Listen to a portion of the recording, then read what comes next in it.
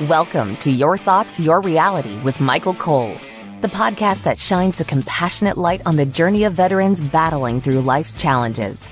Michael is a dual elite certified neuroencoding specialist in coaching and keynote training presentations, dedicated to guiding military veterans as they navigate the intricate pathways of post-deployment life. Join him as we delve into the profound realm of neuroencoding science, empowering these brave individuals to conquer universal battles, procrastination, self-doubt, fear, and more. Together, let's uncover the strength within you to re-engage with families and society, forging a new path forward. Hello, everybody. So today I have a very special guest, my friend Brenda Warren. We got a lot to talk about, but let me just give you a little information about Brenda.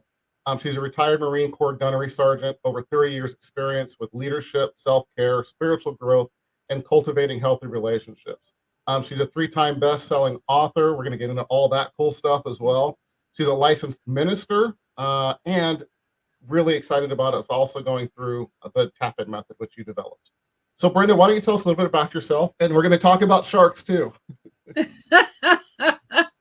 Well, I'm not sure where to start, but let's just start where we are right now. I am the curator of the Solutionist Portal, is where I use my tap-in method.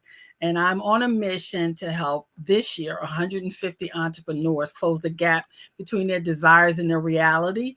And so it's a group coaching program that I set up, and I'm using my method to do it. I'm a serial entrepreneur. I had my first business when I was 9 years old with a business license, and I was hooked because I come from a long line of entrepreneurs. And as you stated, I'm a retired Marine gunnery sergeant with 20 years of active duty, a former hospital administrator, award-winning, and I'm the mother of the amazing Alex.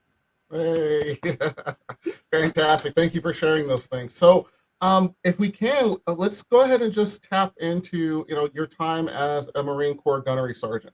Can you talk a little bit about that? When that time frame was? I joined the Marine Corps 2 days after graduation from high school. I was I wanted to be a Marine since I was 8 years old, and it started out of a trauma. When I was 8, there was the Augusta riots happened, and unfortunately, there was a blonde-haired, blue-eyed man that decided he wanted to spit in my face, and I was traumatized. A few months later, my uncle Freddie would take me to their naval station in Philadelphia, and I would see all these beautiful people on a parade deck. And there was one guy in particular that came toward me, blonde hair, blue eyes, but he had on blue pants with a red stripe, dark blue jacket, white gloves, and a hat. And he bent down, and I braced for the spit. But instead, he said, "Hello, little lady. How are you?" And I was terrified, but he put his hand out, and I shook his hand, and I said, "What are you?" He says, "I'm a Marine." I said, "What do Marines do?" He said, "We take care of those who can't take care of themselves." I was hooked. From that point on, I wanted to be a Marine, and it brought back what my grandmother told me. You could choose love or you could choose hate. There were two different people, but they had similarities, but one showed me hate, one showed me love, and I've been on a path of love and gratitude ever since. Wow, that's a bittersweet story. So, and it's interesting. If that first man didn't do what he did, it may, and I'm not saying it was right, please understand that, but he may not have had the impact when the second man came up and treated you the way he did. Absolutely, I did. I always look for the gift and everything, and I say that man gave me a gift because he at a very young age, I learned that it was my choice how I decided to handle anything that happens in my life, good, bad, or indifferent. Absolutely. And I'm grateful for the power of choices. The Marine Corps gave me many choices. I got to travel all over the world. I got to meet people from all different cultures and nationalities. I got to form opinions based on truth and not based on often the media and the fiction that we're told about others, when in fact, we had Marines from all walks of life, all nationalities, and we had to learn to work together. And sometimes it was important for our life, because when I was stationed in Somalia and people were shooting at me, it didn't matter. Bullets didn't care if you were black or white. Yeah. Very true. Having the ability to count on my fellow Marines, regardless of their nationality, and know that they were going to have my back regardless of mine, that was a blessing. Yeah. True brothers and sisters, right? Yeah. Absolutely. Fantastic. So let's talk about the tap-in method. I'm excited about this. Okay. So, you've had tremendous success with it. So could you explain the core principles and maybe some details in there? And I apologize. I don't know if everybody can hear my wonderful dogs barking in the background, but this isn't edited. It's live. That's the best part about life. I always say on my podcast, we allow animals, aliens, and family members, and we just bring them back a part of the show. So it doesn't bother me at all.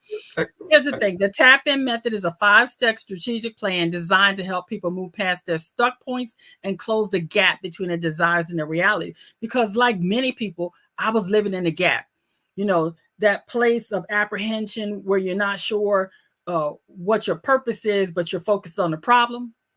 So I had to come up with something that allowed me to move past the pain and move into purpose. So the tap-in, each letter stands for a part of the process. The T stands for transformation. That's where we transform our mindsets. The A stands for accountability and announcement. You're going to announce to the world what is the outcome you're truly desiring and get some accountability around that.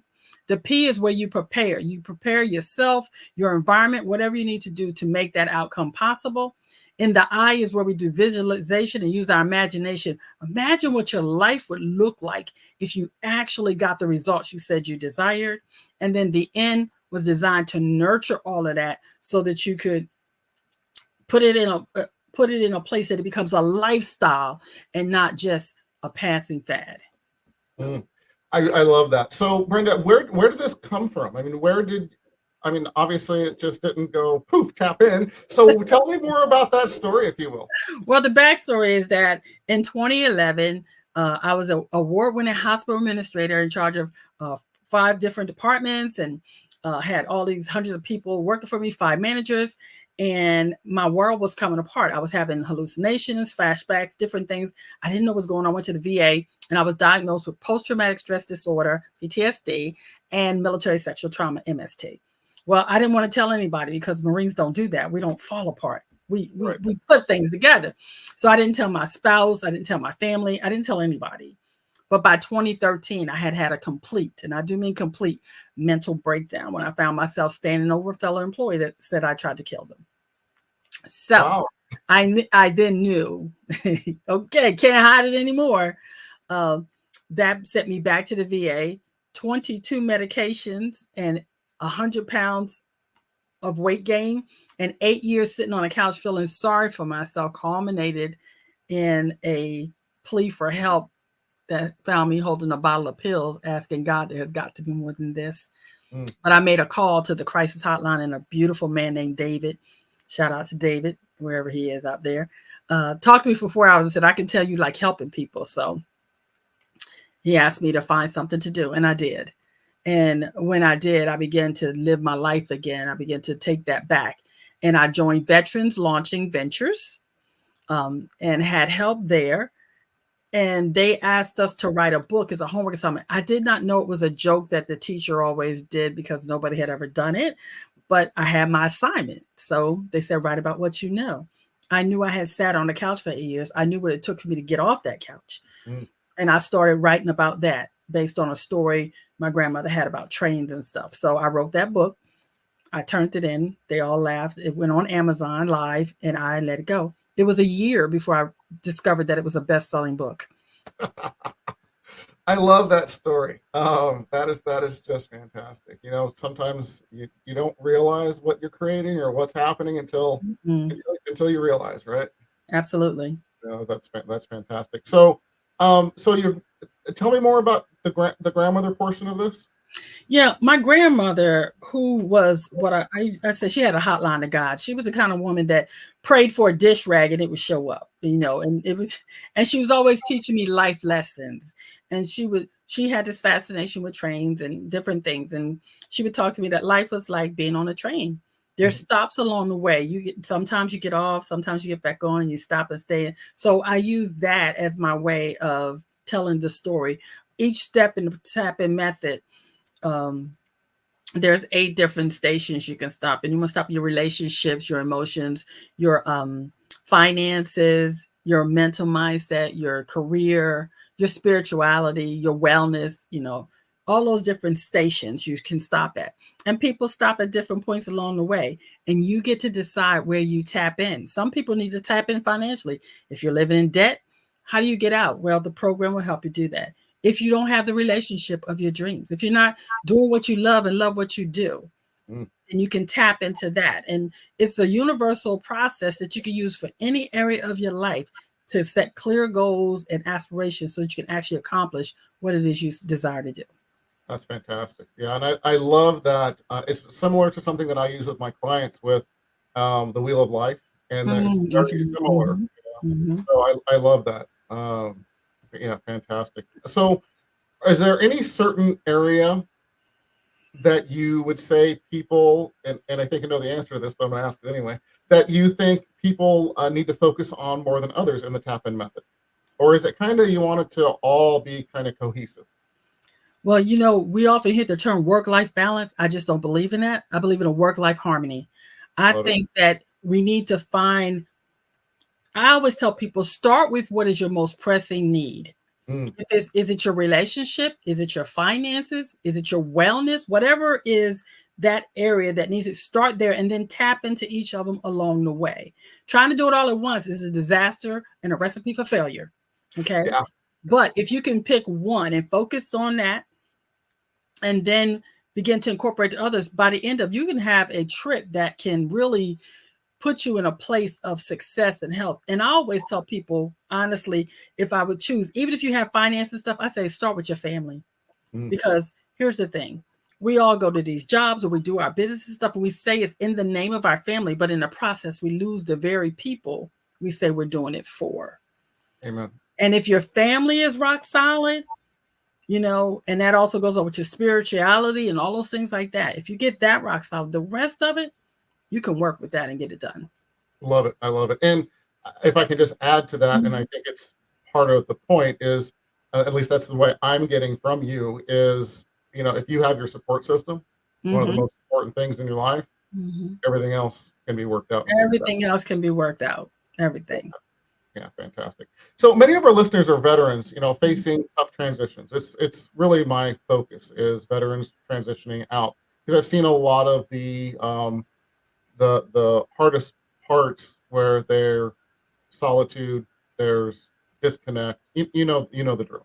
So can we talk about what are some common limiting beliefs you encounter in your work, and how does your tap-in method specifically help address those?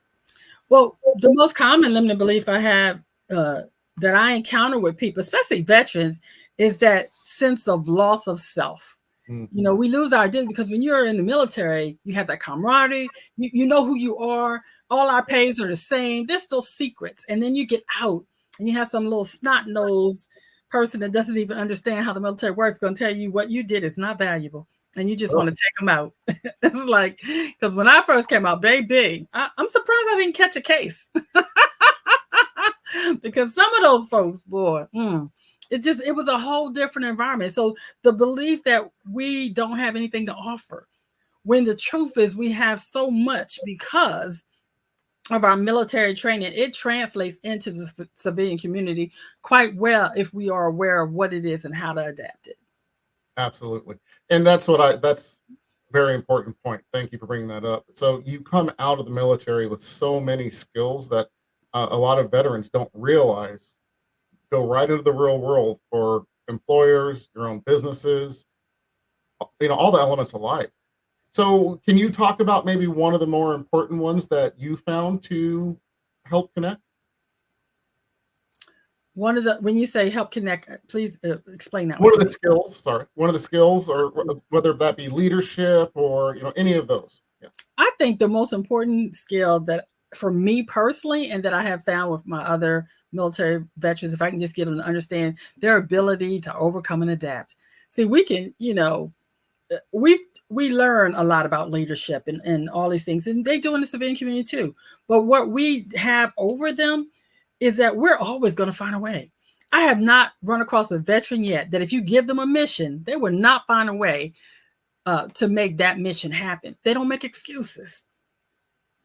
And I think that's a powerful way of being, because when I have been put into situations where, here's a good one. They created a water reclamation system at the hospital. I couldn't even spell water reclamation. Well, what is that? But you know what? That was my assignment. Do you know I was instrumental in building one of the first water reclamation systems here in North Carolina, and I had to learn how to read blueprints. So I took a class. There were so many skills I adapted because I did not go and say, I don't know how to do that. I found the way. That is one of the biggest skills. And I know it's not technically when you say skills, I say leadership, management, project man. No, our ability to overcome and adapt will take us so much further than anybody in the civilian community will ever go. Yeah, absolutely. And thank you for sharing that. So what is water reclamation? Water is it's like you take the dirty water and turn it into clean water. So imagine taking the water from the sewer system and making it so you can drink it. Don't simplify it. I like it. More than that. Yeah. No, it is. Thank you for sharing. I just had to bring it up. So, so as a veteran might be listening with a disconnected from family and society, with your Solutionist Portal group, how does that help connect? Talk to more about that. I'd love to hear more about that group specifically. Okay, well, now the Solutionist Portal Group is designed for people that want to learn the business of doing business. So it's designed for entrepreneurs and small business owners. And I have a lot of veterans that are doing that. They're stepping outside the box because they're coming into a civilian community that is not always accepting in our challenges, especially if you're diagnosed with post-traumatic stress and some of the different things that can cause if you have a TBI or whatever. So they're creating their own. And so inside the Solutionist Portal, I give people the ability to do business their way so they can do what they love what they do. And I give them the tools to do it by helping them create strategies, structures, and systems like we had in the military that make them successful. Fantastic. And it's so important to, again, I know this, and I'm sure you do as well, when you're coming out of the military to have a plan, you gotta have a plan. Yeah, absolutely. And I would say one of the things, I should have brought one down, but I'm going to pull this down off my shelf here. This book right here was created by a fellow veteran, Lisa DeShoram, From Duty to Destiny, a guide to essential A to Z lessons we learned in the military. And she goes through everything that if you are a veteran, you're about to transition, this is a book you'd want to have in your arsenal, because she really does talk about the different things that we take for granted that we learned, and I think it's so important that you understand you're not alone. There's support out there, like this book, the different organizations, the DAV, the Veterans Launch and Ventures program, the University of Connecticut School of Business have so many programs for veterans. It's not even funny. So there's a lot of support for us. Yeah, that's fantastic. And if you could, when we're done here, maybe put some of those in the comments so that you can find them later on. That'd be fantastic. Mm-hmm. Also, I want to just bring up really quick, on the top right-hand corner of your screen, everybody, there is a blue QR code that you can scan, and it takes you to the website with all kinds of resources, a couple of books that I've written, but resources for veterans, Connect, we have Facebook groups, all of those things. So, please scan that. If you are listening on the podcast forums later on, it's empowerperformancestrategies.com. Again, empowerperformancestrategies.com. And I'm going to say stick around, because I haven't asked Brenda this, but I'm going to ask her for 3 last tips when we're done. So stick around till the end here. So, Brenda, are there other tips, other thoughts that you've encountered yourself as far as dealing with transitioning out of the military that really helped you get further faster? Are there was a certain a person in your life that gave you ideas, or what strategies or people kind of changed that in your life, if you will? I will say the first thing was, you don't know what you don't know. So if you can seek out another veteran that you see, go to LinkedIn, seek out veterans that are being successful and ask them for their assistance. I did that. I also connected myself with organizations that were veteran specific, because they know the different things that we go through. I didn't understand the pay scale, how to ask for a raise, or because it was set. So you have to educate yourself and learn those things. And one of the first things I did was, like I said, I was fortunate to connect myself. But then when I got the job that I got at the hospital, the people in charge were all West Point graduates and naval officers and things. So Steve Herron was instrumental in my transition, because when I wanted to choke a couple of people, he would be the one that said, "Come here, Gunny. No, that's not how we do this." Because there's definitely a difference in, in the Marine Corps, when I tell somebody to jump, they ask me off what and how high. Mm-hmm. In the civilian community, you ask somebody to jump, they go, "That's not in my job description." I'll shove that job description up your, so that was not the right approach when I first got out. I had to learn. They didn't understand cross training. But I feel you. A lady would go out for a week and the whole department shut down. Yeah. I got called into HR because I was cross training civilian people, and it's just like that. So I learned really quickly. Oh, it's not in your job description. I'm the manager. I'll put it in your job description. So it was just a learning curve. And my personality just was not conducive to a civilian way of life. So I thank God for Steve Herring, because he definitely kept me out of jail. Thank you, because we wouldn't be here right now. No, I wouldn't be. No. Mm-mm. So let's change things a little bit. As a licensed minister, as someone who's cultivated, healthy relationships, how do you blend spirituality and emotional intelligence in your coaching practices or process? That's always interesting, because people sometimes have a preconceived notion of how ministers are. And I'm the one that I'll cut you and then I pray for you that you get healed, because, it's just the way it is. But I think the way I do it is I employ active listening, because I love to say I hear the things people don't say. I see things other people often miss, and that's a blessing and one of the gifts that God has given me. I also let people know that I genuinely care about them. I am really committed to other people's success, to the point I had to remember that sometimes people don't want it as bad as I want it for them. Absolutely. And I had to learn to let go and not be tied to other people's outcomes. The other thing is to lead by example, and also be very self-aware.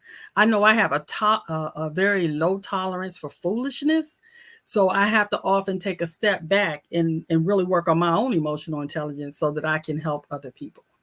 And how do you do that, if I can ask? Oh, easy. I do it by prayer, meditation, visualization. I have accountability. Coaches need coaches. I have an accountability coach. I have a results coach. I have a personal trainer. I have a mental trainer. Who else? Child, it takes a village to keep this all together. Well, you are doing a fantastic job by their guiding. I'm just saying. Thank you. You are absolutely, a pleasure. When Dr. Denise Sincere, I believe, is who connected us. One of my mentors. Mm-hmm. Amazing lady. She's the wellness mentor. She is so instrumental in my healthy way of lifestyle, because she will call me on my BS, and she's not gonna let me sit in self-pity. Mm-hmm. She's also not going to let me deny when I'm making bad choices. I've learned to make better bad choices until I can get to the right choice. But also, she will make me own my stuff. And I love that about her. Yeah. I ask clients, and I think everybody does this. I don't care really who you are, but I mean, everybody gets in their shit. And it's a matter of how long do you want to sit in it? How long you want to sit in it? Yeah, so it's fantastic when I call it, and this comes actually from one of my mentors.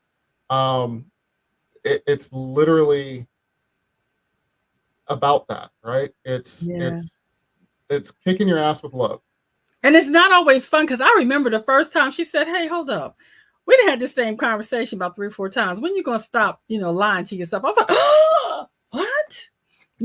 She requires me to look at myself in a full-length mirror on a daily basis. Yeah. I also do a lot of mirror work. That's one of the things I do to help myself. Excellent. And I do that as well. Can you talk about that a little bit? Yeah. When I first got introduced to mirror work, it was from Lisa Nichols, and she talked about talking about the I call it the 777. I tell myself in the morning 7 things that I like about myself. And then I tell myself 7 things I forgive myself for. And then I tell myself 7 things I'm committed to do. As an example, if I said I am grateful and I'm happy, proud of myself for being on stage this past weekend. Over the weekend, I was at the Build Your Brand Live conference and I spoke on stage. And then I would forgive myself for not having done that sooner because of fear. You know, and fear is simply future events already ruined, but I had already decided what it was going to be like. So I had held myself back. And then I committed to myself to no longer be afraid to be on stage, but to seek out those opportunities because I need to show up so that other people can show up as well. Beautiful. I love that. I love that. So with the ministry, with Connection for Veterans specifically, if you will, and their families. So, and I like to bring this up with almost all of my guests, especially Marines, Army, Air Force, you know, the services. So when you came back or were engaged, if you will, in the civilian world, especially with family, give some thoughts of some tips and, or maybe if you will be vulnerable, of course, I know you will, talk about how that felt and some of the fastest ways, because I like to get my clients, but my listeners and things further faster. What are some of the ways that you got further faster now that you've been through it to reconnect with family and friends? Because you've all grown, you're all different. And when you come back, it can be struggling, you know, it can be difficult. So it was very difficult.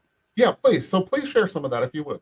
Yeah, well, it was difficult because in the beginning, I was so stuck in my silos of the way we are as Marines that I had made up in my mind that no one understood. So that was the end of it. Since I had decided, because that's why I say mindset is so important, because at any time you can simply change the way you feel or think about anything. And most people don't believe that, but it is the truth. But I had decided they didn't understand me, so I wasn't going to try to be understood. But when I got to a place of understanding that I was living in isolation, I was living in a silo, and I no longer desired to do that, I had to do things differently. So I had to begin to have those hard conversations about what I had been through, what I was going through, and seek support and help.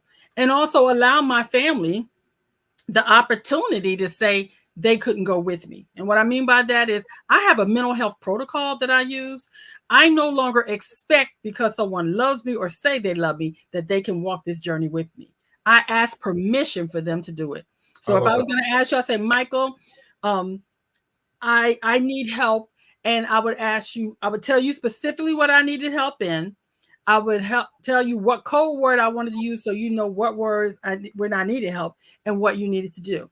So by doing that, it allows you the opportunity to say yes or no. I have people that can help me at dark 30 in the morning, or for those of you that's not military, those people can help me at 1 a.m. to 5 a.m. And some people that will only help me from 8 a.m. to 12, whatever the case is. But they've already committed to doing that for me. Absolutely. Like for my family, it knows if I tell you I've hit my social limit, okay, everybody back up off her because she's about to blow, you know. But at the same time, if I just simply say that I'm not in a good place, that means I'm open for conversation, but still don't push it. So we all have codes and different things. And by doing that, that gives them permission to show up and help me at the level they're willing to do. I have some people that say, when you get to the, I've hit my social limit, I'm not the one, you know. And that's okay because everybody has their own bandwidth and their own level of support that they can provide.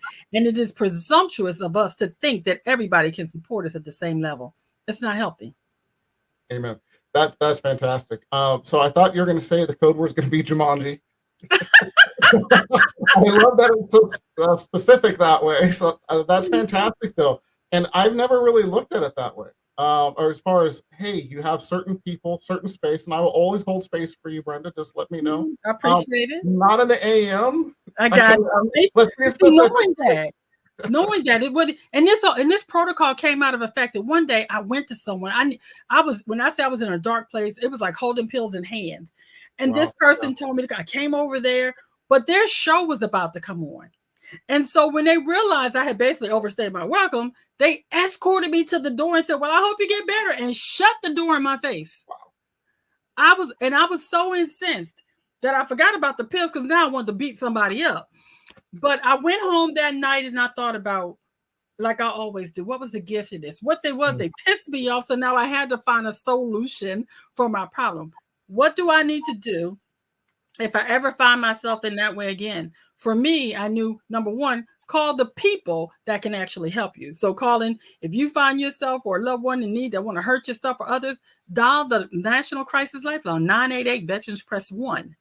It may not be that person. And I also need to know who in my circle has the ability to help me at the time I'm in need of help.